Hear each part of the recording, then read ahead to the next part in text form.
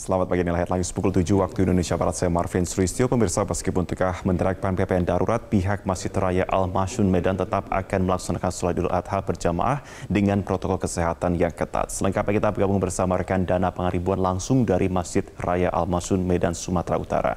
Dana, selamat pagi. Bagaimana persiapan sholat Idul Adha yang tetap digelar di sana di masa PPKM darurat di Kota Medan?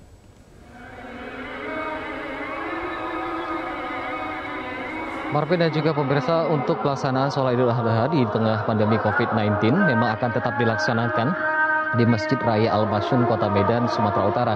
Meskipun saat ini Medan sudah menerapkan PPKM darurat.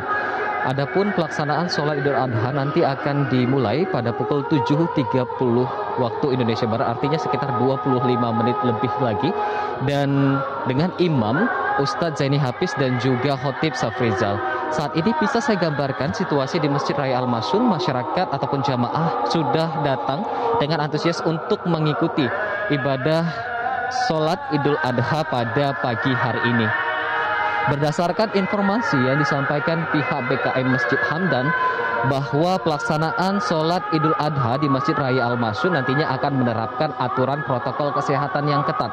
Adapun protokol kesehatan yang dimaksud diantaranya jemaah wajib menggunakan masker, kemudian jemaah wajib mengikuti aturan jaga jarak yang sudah disediakan dengan marka-marka yang sudah dipasang oleh pihak BKM Masjid. Selain itu, jemaah juga wajib untuk mencuci tangan serta membawa sajadah mereka sendiri.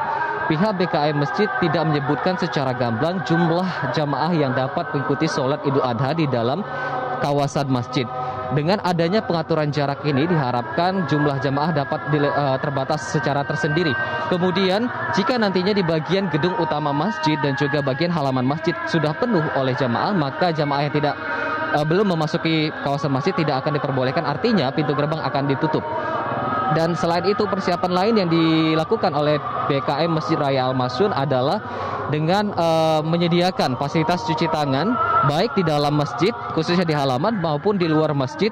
Setidaknya ada 5 unit fasilitas cuci tangan yang sudah disediakan. Selain itu ada juga bilik sterilisasi yang sudah disediakan di bagian gerbang utama masjid, di mana nanti jemaah yang ingin mengikuti sholat Idul Adha wajib untuk melewati bilik sterilisasi.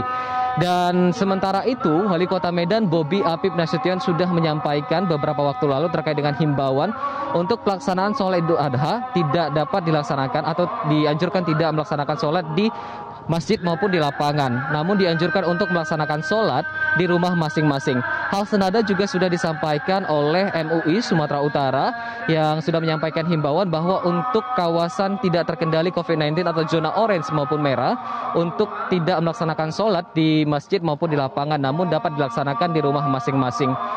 Perlu kita ketahui bahwa saat ini Kota Medan masih berstatus zona orange penyebaran COVID-19 di Sumatera Utara. Marvin. Dana, kami konfirmasi apakah ada proses penyembelihan hewan kurban di Masjid Raya Al-Masyun dan bagaimana skema pembagian daging kurbannya. Marvin, terkait dengan penyembelihan hewan kurban di Masjid Raya Al-Masyun, informasi yang disampaikan oleh pihak BKM Masjid memang penyembelihan hewan kurban tetap akan dilaksanakan di halaman masjid. Namun penyembelihan sendiri nanti akan dilaksanakan pada esok hari atau Rabu di hari kedua Idul Adha. Dan kemudian untuk penyembelihannya sendiri nanti akan menerapkan aturan protokol kesehatan. Adapun jumlah hewan kurban yang akan disembelih di masjid ini sedikitnya ada 3 ekor lembu, kemudian 9 ekor kambing.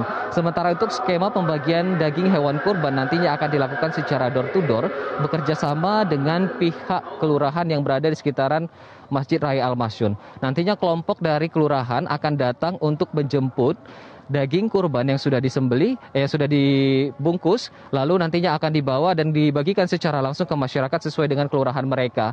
Skema ini diambil agar nantinya pada saat pembagian daging hewan kurban tidak menimbulkan kerumunan di tengah pandemi COVID-19, apalagi saat ini Sumatera Utara masih menerapkan aturan PPKM darurat yang akan berakhir untuk tahap pertama pada hari ini tanggal 20 Juli 2021.